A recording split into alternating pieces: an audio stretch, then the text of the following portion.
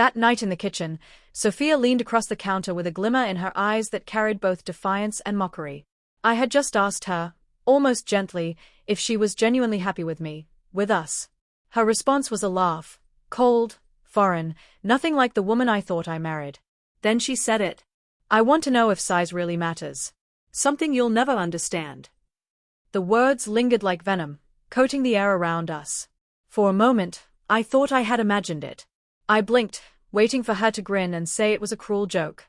But no, she leaned back, sipping her wine as though the conversation was already closed. A fire rose in my chest. Not the sting of inadequacy, but the sharp realization of what her words truly meant. This wasn't about physicality, it was about respect, dignity, and how she truly saw me. I could have yelled, demanded answers, but instead, I simply met her eyes and said, "All right." Her brows lifted in surprise. She expected anger, tears, pleading. Instead, I gave her nothing. I turned away, leaving her with her glass of wine and smug expression. She mistook my composure for weakness. What she didn't know was that it was resolve. That night, while she slept peacefully beside me, I lay awake replaying her words. Memories of our marriage drifted through my mind. The sacrifices, the loyalty, the countless ways I had put her first. Now here I was, mocked by the one person who was supposed to be my sanctuary. By morning, Sophia acted as though nothing had happened. She brewed coffee, hummed a tune, even kissed my cheek before heading to work. But something inside me had shifted. She hadn't been unfaithful in body yet, but in spirit, she was already gone. That's when I decided I wouldn't fight for her with words. I would act, and my actions would strike deeper than her insult ever could. Over the next several days, I observed her carefully, almost as if she were a stranger under a microscope. She still carried herself casually around the house, but her phone never left her hand at night. She tilted the screen away from me, laughing at messages I hadn't sent. Her eyes sparkled in ways they hadn't when she looked at me in years. It didn't take a genius to know she was preparing to test her theory with someone else. Instead of confronting her, I adjusted my approach. My words became scarce, my tone steady, detached. I stopped asking about her day, stopped waiting up when she came home late. I poured myself into work, friendships, and self-improvement. While she thought she was cornering me, I was quietly constructing walls that would protect me from the collapse she was creating. One evening, tossing her purse on the sofa, she announced casually, "I'll be away with some friends this weekend. Don't wait up." The way her eyes dodged mine told me the truth. Those weren't friends. She was going to test her experiment. I smiled.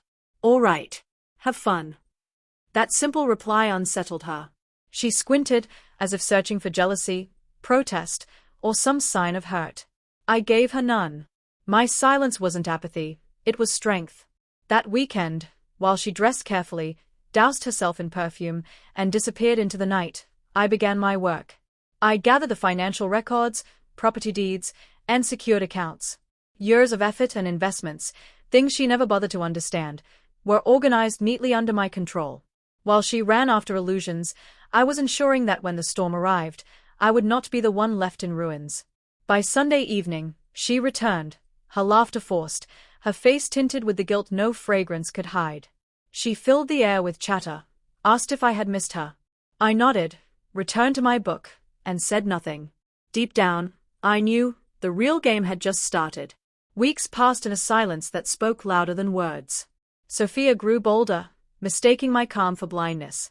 She slipped out late, claimed business dinners on weekends, and smiled too easily at buzzing messages. She thought I was the same man who once waited at the door, eager for her affection. She didn't see the change in me. I wasn't pleading anymore. I was planning. Every step was deliberate, guiding her straight into the trap she never saw coming. One evening, as we sat across from each other at the dinner table, she finally revealed what I already knew. "David," she said with a smug smile, "I think we should take a break. I need space to figure things out." Her tone was smooth, but her eyes betrayed her. Someone else was already waiting. I placed my fork down, met her gaze, and replied evenly, "If that's what you want, then let's not waste more time pretending." I slid a folder across the table. Inside were divorce papers, already signed by me, every asset accounted for and secured under my name. Her face paled. First came shock, then disbelief, then fury. You planned this, she whispered, her voice unsteady. No, I answered calmly. You planned this the moment you decided I wasn't enough. I just acted before you could destroy me. She flipped through the documents, her skin draining of color with every page. The house, the savings, the business, everything had already been shielded from her reach.